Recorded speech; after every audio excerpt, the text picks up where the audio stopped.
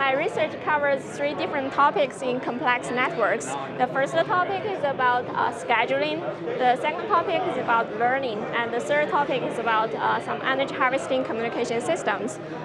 For the first topic, we studied the scheduling in cooperative networks where mutual information accumulation is exploited at the physical layer. And by utilizing mutual information accumulation, we are able to utilize those weak links, and this gives us an expansion of the stability region. For example, in this case, without mutual information accumulation, we can only utilize those strong links, and we have a triangular as the stability region here. And however, if we use mutual information accumulation, then we can utilize those weak links, and we have an expanded stability region. And the question is how to achieve every point in those stability region in a wireless network. We are trying to develop some scheduling policies to stable every possible input rate within this region. So we defined 2 types of queues in the network. One is called full packed queue, which stores those fully decoded packets, and the other is partial packed queue, which stores those packets which has not been successfully decoded. The difficulty for this problem is because of the mutual information accumulation, this process is not quite an IID over slots. In order to overcome this difficulty, we propose 2 different algorithms. One is called T-slot algorithm. In this slot, we update the policy every T slots. And so basically, at the beginning of each T slot, we check the single link back pressure, and we select the potential forwarder for each possible pair. And then based on those single link back pressure, we choose the activation pattern to maximize this weight. And then we keep on transmitting for T slots. And then after every T slot is done, we clear the partial packed queue.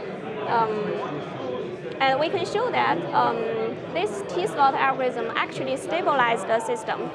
But the drawback is because we update the information every T slot, so this algorithm potentially can cause long delay. So in order to overcome this difficulty, we proposed another algorithm which is called virtual queue-based algorithm. We introduce some buffers for each virtual link, and then we push packet over those weak links. Therefore, we never drop any partial packet. This algorithm can also stabilize the system with shorter delay in high traffic regime. The second topic is about learning. We study a passive online interference estimation problem in wireless networks. Instead of probing every node in the network, we just observe ongoing traffic and feedback information at those nodes. First we define the interference graph in this way, where the set of edges consists of direct interference and hidden interference. For those direct interference, they can be observed based on the activation patterns of the network.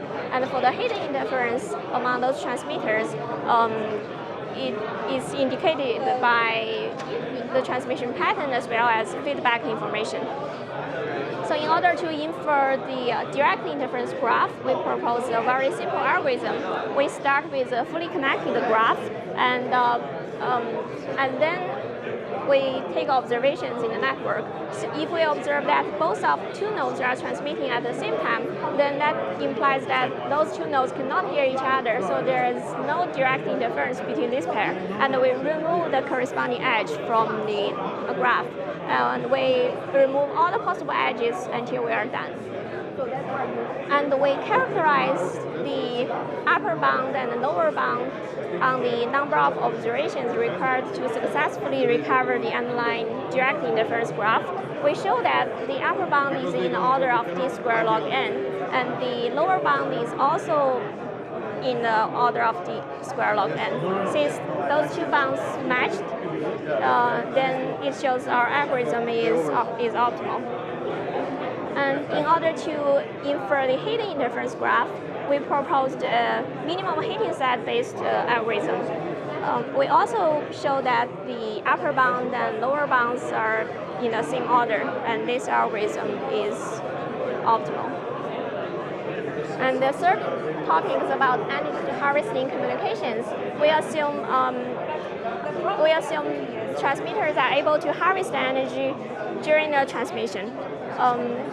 The challenge here is because of this energy harvesting capability, it gives us some energy causality constraints on the transmitters. In other words, energy cannot be used before it's harvested. We studied three different systems here. One is a single user system, and the second one is a broadcast channel, and the third one is a multiple access channel. For the single user channel, we show that in the AWGN case, the optimal transmission policy is to find the tightest string connecting this point and this point in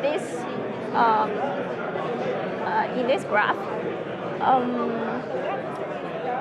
And for the broadcast channel, we find out there is a constant cutoff power level for the stronger user, like here. So only the power below this line is allocated to the stronger user, and the rest of power is allocated to the second user. And this can be extended to an M-user broadcast channel. For the multiple access channel, in order to maximize the sum rate, since energies are harvested at both of those transmitters, so in order to maximize the sum rate, we first merge those energy arrivals from both users into a curve like this, and then we find out the tightest string for this curve, and this actually gives us more constraints, and based on those constraints, we can find out the optimal transmission policy for each different user.